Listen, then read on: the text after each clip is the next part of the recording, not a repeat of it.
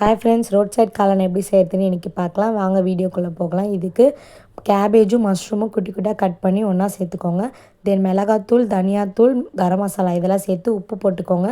தென் மைதா மாவு, கடலை மாவு, அரிசி மாவு, கார்ன்ஃப்ளவர் இது எல்லாத்தையும் சேர்த்துக்கோங்க.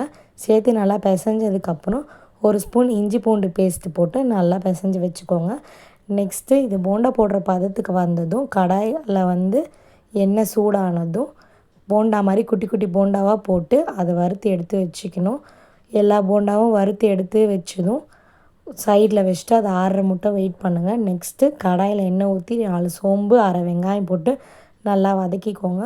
வதங்கினதுக்கப்புறம் கொஞ்சமாக இஞ்சி பூண்டு பேஸ்ட்டு போட்டு நல்லா வதங்கிக்கோங்க. நெக்ஸ்ட்டு சோயா சாஸும் டொமேட்டோ சாஸும் சேர்த்துக்கோங்க.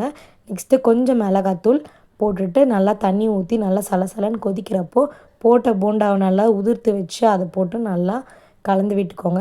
நெக்ஸ்ட்டு ஒரே ஒரு ஸ்பூன் கார்ன்ஃப்ளவர் மாவை ஒரு டம்ளரில் தண்ணி ஊற்றி நல்லா கலந்து அது கொதிக்கிறப்போ ஊற்றி விட்டிங்கன்னா இந்த மாதிரி நல்லா கெட்டியாகிடும். ஸோ இந்த கன்சிஸ்டன்சி கரெக்டான கன்சிஸ்டன்சி.